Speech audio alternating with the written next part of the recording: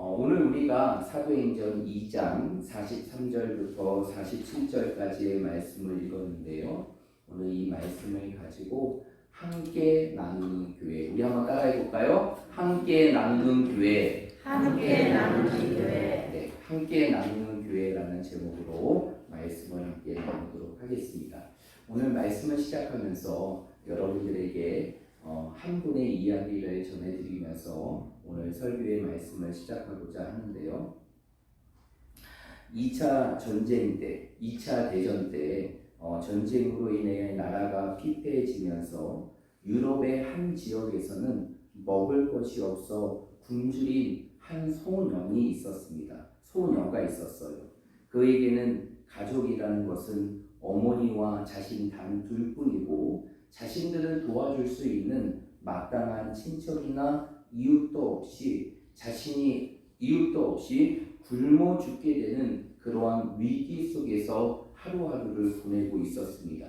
그런 가운데에서 그들에게 기적과 같이, 이 소녀에게 기적과 같이 한 봉사단체의 도움이 시작이 되었고, 그 봉사단체의 도움을 통해서, 지속적인 도움을 통해서 그 전쟁의 어려움들을 극복할 수 있었습니다. 그럼을 통해서 죽음의 고비를 넘기게 되었고, 그리고 상황도 나아지게 됐고, 그 어린 소녀는 이제 잘 자라서 그의 인생의 삶 속에 좋은 기회를 얻어서 이제 배우가 될 수 있는 길의 자리에 서게 되었어요. 그리고 그 소녀는 배우가 된 이후에 놀랍게도 세계적인 배우로 성장을 하게 됩니다. 그리고 많은 부와 명성을 얻게 되죠. 그런 가운데에서 갑자기 돌연적으로 한 단체에 들어가서 세계를 돌아다니며 봉사의 삶을 살게 돼요. 그 봉사를 하게 된 이유는 사람들이 그 여인을 향해, 그 배우를 향해 묻습니다. 왜 당신은 한참 잘 오르는 이 시점 속에서 모든 것을 내려놓고 이제는 그러한 봉사의 삶을 삽니까? 라고 물었을 때 그는 한결과 같이 이렇게 얘기했다고 합니다. 이 단체의 도움으로 지금의 내가 있을 수 있었고 죽을 뻔한 나를 도왔던 이 단체에서 나와 같이 나보다 더 힘든 사람들을 찾아 돕는 것이 마땅히 내가 해야 될 일이라고 생각했기 때문입니다. 이제는 내가 받은 그 사랑의 빛을 다른 이들에게 나눠주며 갚아주기 위해서 나는 이러한 일을 행합니다 라고 고백했다고 합니다. 그런데 이 주인공이 누구인지 아십니까? 바로 이 주인공은 우리가 알고 있는 세계의 아이콘이라고 불리우는 오드리 헵번이에요. 이 오드리 헵번은 한참 자신의 주가가 높아지는 그 시간대에 유니세프라는 단체에 들어가서 아무도 돌아보지 않는 아프리카와 남미와 아시아를 돌아다니면서 평생의 삶 속에 자신에게 주었던 그 사랑의 빛을 갚으며 자신의 인생의 삶을 살았다고 합니다. 여러분, 오늘 이 오드리 헵번의 이야기는 오늘 이 시대 속에 그리스도인으로 삶을 살아가는 우리들이 이 땅에서 어떠한 삶을 살아가야 될지를 우리에게 가르쳐주고 제시해주고 있는데 그 삶은 바로 무엇이냐? 나눔의 삶이라는 것입니다. 여러분, 왜 우리가 나누는 삶을 살아가야 될까요? 우리의 삶이 넉넉하기 때문입니까? 우리의 삶이 풍족하기 때문이에요? 그래서 우리는 이 땅의 삶 속에 나누는 삶을 살아가야 됩니까? 아니에요. 여러분, 오드리 헵번이 고백했던 것과 같이 우리의 삶 속에서도 세상의 무엇으로도 다 갚을 수 없는 사랑과 은혜의 빛을 진 자들이 바로 이 자리에 앉아있는 우리라는 것이에요. 여러분, 어떻게 우리가 구원받을 수 있었을까요? 여러분, 왜 우리가 이렇게 구원의 은혜를 누리며 하나님의 자녀로 살아갈 수 있습니까? 그리고 어떻게 우리가 어려움의 환경 속에서 지금까지 살아올 수 있었고 그 삶이 오늘까지 지속될 수 있었을까요? 여러분, 여러 가지 이유가 있지만 가장 근본적인 이유는 다른 것이 아니라 바로 우리를 향한 누구의 은혜와 사랑 때문입니까? 하나님의 은혜와 사랑 때문이에요. 그래서 우리 인생의 삶을 되돌아보면 우리의 인생의 삶 속에 여러 가지 삶의 상황들이 있었지만 그 상황들을 뚫고 오늘 여기까지 우리의 삶이 서여져 있는 우리의 삶을 되돌아봤을 때 우리의 가슴에 닿는 한마디가 있죠. 그것은 바로 무엇입니까? 이 모든 것이 누구의 은혜로다? 하나님의 은혜로다라는 고백이라는 것이에요. 하나님의 은혜가 아니고는 세상에 버려질 수밖에 없었고 하나님의 은혜가 아니고서는 아무것도 누릴 수 없는 우리들이 지금까지 살아온 모든 것들은 다른 것이 아니라 절대적인 하나님의 은혜, 우리를 향한 그 하나님의 은혜가 오늘 여기까지 우리의 삶을 이르게 한 것임을 믿으시길 바랍니다. 그러므로 우리의 삶에 주어지는 모든 것이 나의 것이 아니라 하나님께서 나에게 주신 것임을 믿는다면 그 모든 것을 내 것인 양 내가 움켜쥐는 것이 아니라 우리의 인생의 삶 속에 어떠한 삶을 살아가야 될까요? 나누는 삶을 살아가야 하는 것입니다. 여러분, 이러한 나눔의 삶에 아름다운 공모기가 되었던 공동체가 있어요. 교회가 있습니다. 그 교회가 바로 어떤 교회냐? 바로 신약의 말씀 속에 나와 있는, 오늘 사도행전의 말씀 속에 나와 있는 초대교회의 모습이라는 것입니다. 오늘 우리가 읽었던 43절부터 47절까지의 말씀을 보면 그러한 초대교회의 나눔의 모습을 너무나 아름답게 보여주고 있습니다. 오늘 본문의 말씀 44절과 45절의 말씀에 보면 그 초대교회의 모든 성도들은 복음을 통해서 하나 된 이 초대교회 공동체는 어떠한 삶을 살았습니까? 44절의 말씀에 보면 모든 물건을 서로 통용할 뿐만 아니라 45절의 말씀에 보면 자신의 재산과 소유를 팔아 각 사람의 필요를 채워줄 수 있는 나눔의 모습을 보여줬던 교회가 바로 어떤 교회냐? 오늘 말씀에 나와 있는 초대교회라는 것이에요. 여러분, 이러한 초대교회의 나눔의 모습이 어떠한 한 사람의 지도자의 강압적인 행동으로 이루어진 것입니까? 아니에요. 놀라운 것은 이러한 초대교회의 나눔의 모습이 모든 성도들의 자발적인 참여와 동참을 통해서 이루어질 수 있었다는 것이죠. 그러면 왜 그들은 이렇게 나누는 삶을 살아갈 수 있었을까요? 모든 것들을 자신과 함께하는 자들과 통용하고 자신을 위하여 써야 될 것들을 친히 다른 이들을 위하여 나눠주며 그들을 그들의 필요를 채워줄 수 있는 이러한 삶을 살았었던 이유는 무엇 때문일까요? 바로 그들의 삶에 주어졌던 하나님의 은혜 때문이라는 것이, 그 은혜가 그들의 인생의 삶 속에 자신의 것을 자신의 것으로 인정해지지 않고 그리고 그것을 자신을 위해서만 사용하는 것이 아니라 모든 이들과 함께 나누는 삶의 모습으로 이루어졌다는 것입니다. 이러한 나눔의 모습이 마지막 47절의 말씀에 보니까 어떠한 결과로 나타나게 됩니까? 우리 47절의 말씀 한번 읽어볼게요. 47절 읽어봅니다. 시작. 하나님을 찬양하며 또 온 세상에게 찬양을 받으니 주께서 구원을 받는 사람을 날마다 구원하게 하시리라. 네, 오늘 47절의 말씀에 보니까 이러한 초대교회의 나눔의 모습은 사회적으로 어떠한 결과를 나타나게 되었느냐? 온 백성들이, 그 예루살렘의 땅에 있는 모든 백성들이 그 교회를 찬송하고 하나님을 찬미하게 할 뿐만 아니라 이러한 나눔의 모습은 영적인 파장이 되어서 어떠한 결과로 나타나게 됩니까? 날마다 뭐하는 자를? 구원하는 자를, 구원받게 하는 자들을 더하게 하는 하나님의 놀라운 역사로 이루어지게 되었다는 것이죠.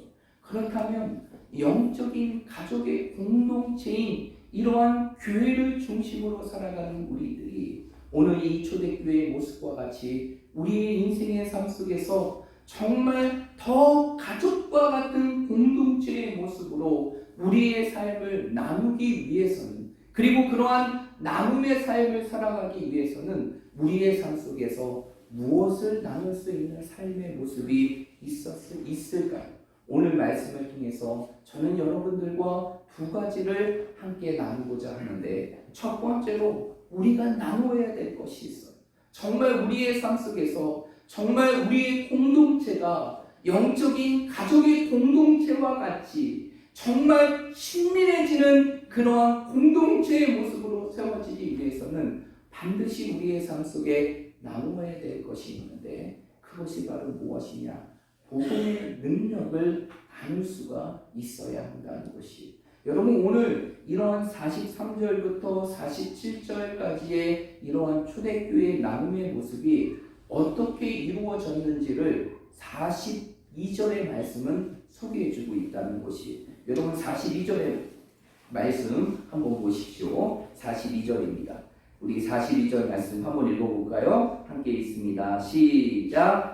그들이 사도의 가르침을 받아 서로 교제하고 떡을 떼어내며 오직 기도하고 있는지라. 네, 오늘 42절의 말씀은 이러한 초대교회 공동체가 모든 것을 통용하고 나눌 수 있는 그러한 원동력이 어디에서 이루어졌는가, 그 부분들을 42절에서 설명해주고 있는데, 그것은 바로 무엇이냐? 첫 번째로 그들의 삶 속에서 무엇이 있었기 때문입니까? 교제가 있었기 때문이에요.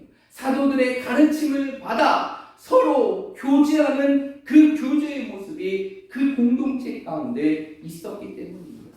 여러분, 성도들의 교제라는 것이 무엇일까요? 여러분이 생각하는 교제라는 것이 무엇입니까? 여러분, 이러한 성도의 교제를 우리는 여러 가지로 생각할 수 있지만, 이러한 성도의 교제에 관한 부분들을 아주 명확하고 정확하게 제시해 주는 것이 있어요. 그것이 바로 무엇이냐면, 오늘날 우리의 신앙의 아주 중요한 한 부분으로 있는 하이델베르크 요리 문답서에 보면 이러한 성도의 교제가 무엇인지를 아주 분명하게 설명해 주고 있다는 것이죠. 이 하이델베르크 요리 문답서는 웨스터민스터 신앙 고백서와 함께 우리의 신앙의 기준이 되는 그 모습들을 이루어가는 중심이 되는 자료가 바로 이 하이델베르크 요리 문답서인데, 이 하이델베르크 요리 문답서에 보면 성도의 교제를 이렇게 설명하고 있습니다. 성도의 교제는 그리스도 안에서 있는 소유를 공유하는 것이다 라고 말하고 있어요. 성도의 교제가 뭐라고요? 그리스도 안에 있는 소유를 뭐하는 것이다? 공유하는 것이다. 성도의 교제는 단순히 우리가 먹고 마시며 모여서 대화하는 것이 성도의 교제가 아니라, 진정한 성도의 교제는 바로 무엇이냐? 그리스도 안에서 나에게 주어지는 소유를 함께하는 자들과 뭐하는 것이다? 공유하는 것이 바로 성도의 교제라는 것이. 그러면 그리스도 안에서 우리에게 주인 소유 중에 가장 값진 것이 있다면 그게 무엇일까요? 우리의 삶 속에 그리스도를 통하여 우리의 삶에 주어지는 가장 값진 것, 그것은 바로 다른 것이 아니라 복음이라는 것이에요. 여러분, 교회는요, 왜 있는 것입니까? 이 땅에 왜 존재하는 것이죠? 봉사라고 교회가 있는 것입니까? 아니면 단순히 예배만 드리라고 교회가 있는 것이에요? 교회가 있는 이유는 바로 무엇이냐? 교회의 본질은 바로 무엇이냐? 복음에 있는 것이에요. 복음에 있는 것입니다. 복음을 위해서 세워졌고 복음을 향해 나아가는 것이 교회의 본질이라는 사실을 기억하시기를 바랍니다. 그러면 우리 그리스도인들에게 가장 주어지는 가장 큰 소유, 그것은 바로 무엇이냐? 바로 복음이라는 것이죠. 그 복음을 우리의 삶 속에 나눌 수 있는 것이 바로 무엇이냐? 진정한 성도의 교제의 모습임을 가르쳐주고 있는 것이에요. 여러분의 인생의 삶 속에서 함께하는 성도들과의 관계 속에서 이러한 교제의 삶을 나누고 있습니까? 여러분의 삶 속에서 함께 모일 때마다 나에게 주어졌던 그 복음의 기쁨과 감격들을 여러분의 삶 속에 나누고 있어요. 그리고 내 가슴 속에 아직도 생생하게 살아가 있는 그 복음의 능력이 내 삶을 통하여 어떻게 나타나고 있는지 있는지를 여러분의 삶 속에 나타내고 있습니까? 나누고 있습니까? 그 복음의 능력이 연약할 수밖에 없는 나를 어떻게 이 세상에서 강한 존재로 살아가게 하는지 그 복음의 능력들을 우리의 삶 속에 나누고 있습니까? 여러분, 우리의 인생의 삶 속에서 이러한 복음의 역사를 우리의 삶 속에 나눌 때, 그것이 우리의 교제가 될 때, 그것이 바로 무엇이냐? 초대교회와 같이 우리의 것들을 모든 사람들과 나눌 수 있는 진정한 가족의 공동체로 회복될 수 있는 것임을 믿으시길 바랍니다. 결국 우리의 삶 속에서 내 안에 주어지는 그 복음의 능력, 그 복음의 역사를 우리의 삶 속에 나눌 때, 그것이 바로 우리 교회가 바로 영적인 가족의 공동체와 같이 그 어떤 공동체보다 친밀해질 수 있는 것이고, 진정한 가족의 모습을 이룰 수 있는 교회로 세워질 수 있는 것이에요. 여러분, 우리 그리스도인들은 어떠한 존재입니까? 우리는 육신의 만족만을 위해서 살아가는 존재가 아니라 육신의 만족만을 누리며 그것으로 인해서 행복을 누릴 수 있는 존재가 아니라 우리는 어떠한 존재이냐? 육신의 존재이기도 하지만 더 중요한 존재는 바로 영적인 존재. 여러분, 우리의 삶 속에 아무리 육신의 편안함과 풍성함이 있고 그 육신의 삶이 만족한다 할지라도 내 삶 속에서 이 영적인 만족의 부분들이 우리의 삶 속에 있지 않으면 우리는 온전한 행복을 누릴 수 없는 것이 우리 그리스도인의 모습이라는 것이. 그렇기 때문에 우리의 삶 속에 이러한 영적인 만족은 바로 무엇이냐? 내 안에 그 복음의 역사가 살아있음을 날마다 내 삶 속에 경험하고 그것을 통하여 성도들과 함께 나누는 삶을 통하여서 결국 우리는 영적인 만족을 이룰 수 있고 그 영적인 만족이 교제의 모습으로 이루어질 때 그것이 우리의 삶 속에 친밀한 가족의 공동체로 이루어질 수 있다는 것입니다.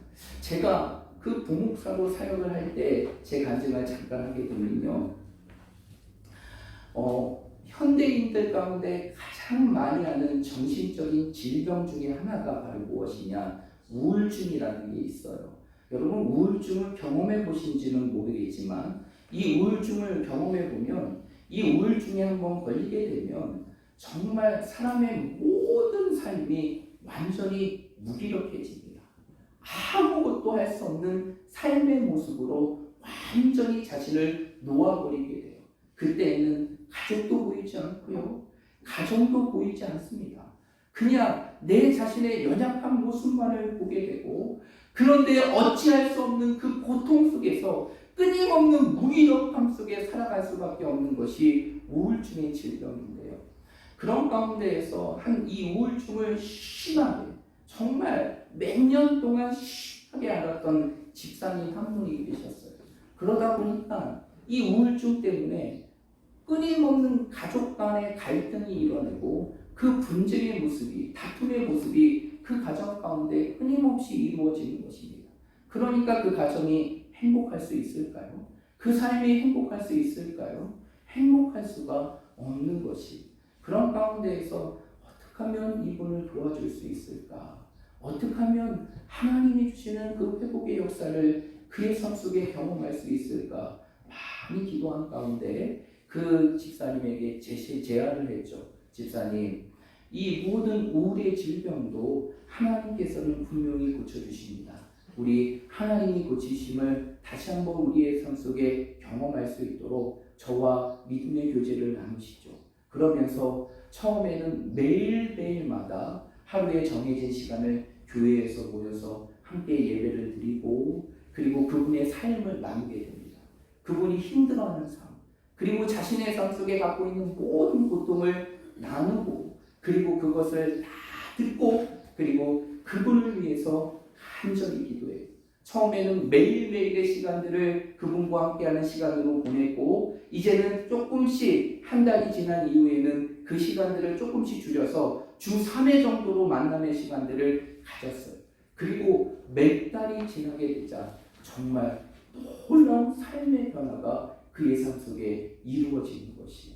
그렇게 함께 하나님의 말씀을 나누고, 그리고 그의 인생의 삶 속에 힘든 부분들, 그리고 그 가운데에서도 그를 도울 수 있는 하나님의 모습을 끊임없이 나누는 교제의 모습, 그리고 복음을 통해서 그 인생의 삶이 치료될 수 있다는 확신의 부분들을 그의 삶 속에 심겨질 때 놀라운 변화는 그 인생의 삶 속에 이런 우울의 질병이 치료됐다는 거예요.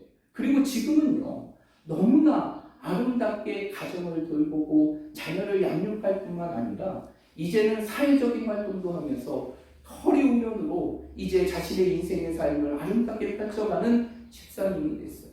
제가 그 집사님과 함께 그러한 교제의 시간들을 갖고 그러한 교제를 통해서 하나님이 고쳐주시는 치료와 회복을 경험한 이후에 그 집사님과의 관계는 굉장히 친밀해지게 됩니다. 그러면서 늘 저를 보며 하는 말이, 제가 평생의 삶 속에 다른 목사님들은 다 잃을지라도 목사님은 내 가슴 속에 영원히 기억할 것입니다 라는 그런 고백을 하시더라고요. 그래서 지금은 다른 교회를 섬기고 있지만 여전히 서로를 중보하는 아름다운 신앙의 모습으로 친밀하게 나누고 있습니다. 여러분 우리 인생의 삶의 친밀함이 무엇을 통해서 이루어질까요? 그것은 바로 다른 것이 아니라 정말 그리스도 안에서 친밀한 것은 바로 우리의 인생의 삶 속에 바로 그 은혜의 교제를 나누는 것. 그 은혜의 교제라는 것은 바로 내 안에 살아있는 그 복음의 역사를 우리의 삶 속에 나눌 때 그것이 바로 우리의 삶 속에 친밀함으로 이루어지는 것이고, 그것이 바로 진정한 가족의 공동체로 이루어갈 수 있는 귀한 기회가 되는 것입니다. 그러므로 우리 사랑하는 모든 성도들이 오늘 이 말씀을 여러분의 가슴 속에 기억하시고, 이제 우리의 교제가 단순히 함께 모이는 것으로 그리고 즐기는 것으로 우리의 교제가 거기서 멈추는 것이 아니라 정말 그리스도 안에 내 안에 있는 그 복음의 능력들을 내가 삶 속에서 날마다 생생하게 경험하는 그 복음의 능력들을 우리의 삶 속에서 나누고 교제함을 통하여서 정말 영적인 가족의 공동체로 지금보다도 더 친밀한 믿음의 공동체로 세워질 수 있는 우리 모든 성도들과 우리 학성교회가 되기를 말씀으로 축복드립니다. 두 번째로 오늘 이 말씀을 통해서 우리가 가족의 공동체로 더 친밀해지기 위해서는 또 한 가지의 나눔의 모습이 있어야 됩니다. 그 나눔의 모습이 바로 무엇이냐? 기도의 나눔이 있어야 된다는 것이죠. 오늘 42절의 말씀에 보면 마지막에 이렇게 얘기합니다. 그들이 사도의 가르침을 받아 서로 교제하며 떡을 떼며 오로지 기도하기를 뭐하니라? 힘쓰니라 라고 말하고 있어요. 여기 힘쓴다는 건 뭘까요? 아주 전념한다는 것이, 초대교회가 그러한 나눔의 부분들을 이루어갈 수 있었던 것은 그들의 삶 속에 다른 것에 전념한 것이 아니라 바로 이러한 기도의 삶에 전념했다는 것이죠. 서로를 위한 기도의 모습이 누구보다도 끈끈하게 이루어진 공동체가 바로 어떤 공동체이냐? 초대교회의 공동체였어요.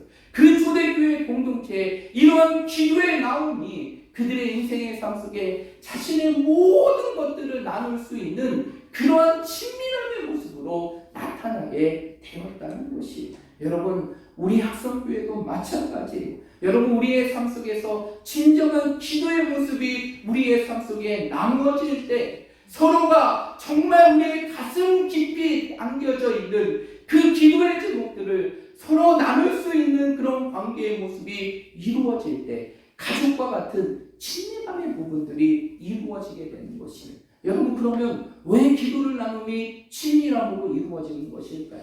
왜 기도를 나눔이 친밀함으로 이루어지는 것일까요?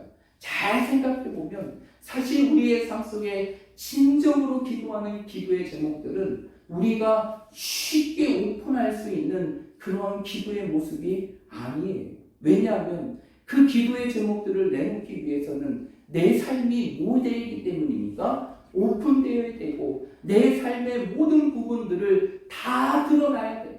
거기에는 부끄러움도 있고요. 그리고 수치스러운 모습도 있고 부족한 모습도 있습니다. 내 자신의 벌거숭이와 같은 내 모습을 다 드러내야지만 진심 어린 기도의 나눔이 이루어질 수 있는 것이, 그런데 중요한 것은 이러한 기도의 나눔이 우리의 삶 속에 회복되어지면 그 공동체는 반드시 그 어떤 공동체도 흔들 수 없는 아주 친밀한 공동체로 세워질 수 있다는 것이, 제가 최근에 목회를 쭉 진행하면서 이러한 기도의 친밀함을 참 가슴 깊이 느꼈던 경우가 몇 번이 있게 되는데요. 우리 교회 가운데 참 어렵고 힘든 부분들이 있어요. 어렵고 힘든 부분이라는 것은 뭐 육체적으로 힘든 부분도 있고 생활적으로 어려운 부분도 있습니다. 그런 힘들게 살아가시는 분들이 좀 있어요. 그런 가운데에서 늘 제 기억 속에 아픈 손가락과 같이 늘 기도할 수밖에 없는 한 분이 있는데, 그분이 바로 누구냐면 우리 이성남 집사님이에요. 근데 이성남 집사님이 참 여러분도 아시겠지만 그 당뇨로 인해서 치료까지 잃게 되고 몸이 모든 것이 망가지고 그의 인생의 삶 속에 성함이 없지 않습니까? 그럼에도 불구하고 참 진짜 하나님을 원망할 수 있는 그러한 시간임에도 불구하고 하나님을 원망하지 않고 믿음의 모습을 지키고 있어요. 지금은 이 코로나 사태 속에서 그가 폐가 너무나 안 좋고 그리고 여러 가지 연약함이 있기 때문에 이 병원과의 관계 속에서 아직은 조심해야 된다라고 해서 아직 나오지 못하고 계시지만 이제 6월 첫 주부터 다시 교회를 나오셔서 이제 함께 예배를 드리시겠다라고 얘기하시더라고요. 그런 가운데서 이제 최근에 이 집사님의 아픈 소식을 좀 듣게 됐어요. 그래서 이 집사님께서 좀 위로를 해드려야겠다라고 전화를 드렸어요. 근데 마침 전화를 받으시더라고요. 그래서 이제 전화를 쭉 하면서 집사님 몸이 어디 편찮으신 데는 없으세요? 요즘 힘든 부분들이 없으세요? 이렇게 여쭤봤어요. 그러니까 주무시고 계시는 분들은 눈을 번쩍 뜨시고 여기를 보십시오. 그렇게 말씀을 드리니까 그분이 마음속에 깊이 있는 이야기를 저와의 대화 속에서 하시더라고요. 사실 이제 그분이 당뇨로 인해서 많은 몸이 망가졌지만 최근 들어서 많이 망가지는 것 중에 하나가 심장 콩팥이에요. 이 심장 콩팥이 제대로 작용하지 못하면 여러분 잘 아시겠지만 사람이 배설하는 부분들이 온전하지 못합니다. 그리고 그것이 결국 방광으로 이루어져서 방광염이나 이러한 것으로 암으로 번지게 되고 그것이 결국 사람을 죽게 하는 그러한 결과로 이루어지게 되는데요. 근데 이제 계속적으로 이러한 당뇨의 질병으로 인해서 몸이 망가지는 가운데 이 심장이 굉장히 많이 망가졌어요. 그래서 사실 그분이 거의 병원을 내시처럼 들어다니지 않습니까? 하루 일주일에도 병원 가는 스케줄이 아주 몇 번인지 몰라요. 그렇게 늘 병원을 끼고 자신의 연약감 속에 살게 되는데, 그런데 그러한 가운데에서 이 심장의 수치가 너무 안 좋아져서 한때는 병원에서 이렇게 안 좋아지면 이제는 할 수 없습니다. 투석을 할 수밖에 없습니다. 그러면서 투석을 해야 된다는 것이. 그래서 한동안은 진짜 정말 교회 성도들과 함께 간절한 마음으로 그 집사님을 위해서 기도했죠. 그런데 하나님께서 기적과 같이 회복시켜 주셨는데 최근 들어서 또 안 좋아진 것이. 그래서 지지난주에 병원을 갔더니 의사 선생님이 놀라는 거예요. 심장의 수치가 이렇게까지 3배, 4배가 한순간에 팍 안 좋아지니까 어떠한 말을 하지 못한다는 것이죠. 그러면서 일단은 약을 드릴 테니까 약을 한번 써보십시오. 그렇게 권유하고 돌아갔다는 거예요. 돌려보냈다는 것입니다. 그런 가운데서 그 집사님의 마음이 어떠한 마음이 들겠어요. 그렇게 힘든 인생의 삶을 살아가는데 이제는 투석까지 자신의 삶 속에 또 하나의 짐을 진다는, 그분은 이 당뇨로 인해서 몸이 너무나 안 좋아져서 정말 이 심장을 회복할 수 있는 이식이나 수술의 모든 부분들이 할 수가 없대요. 그러면 평생을 그렇게 인생의 삶을 살아가야 돼요.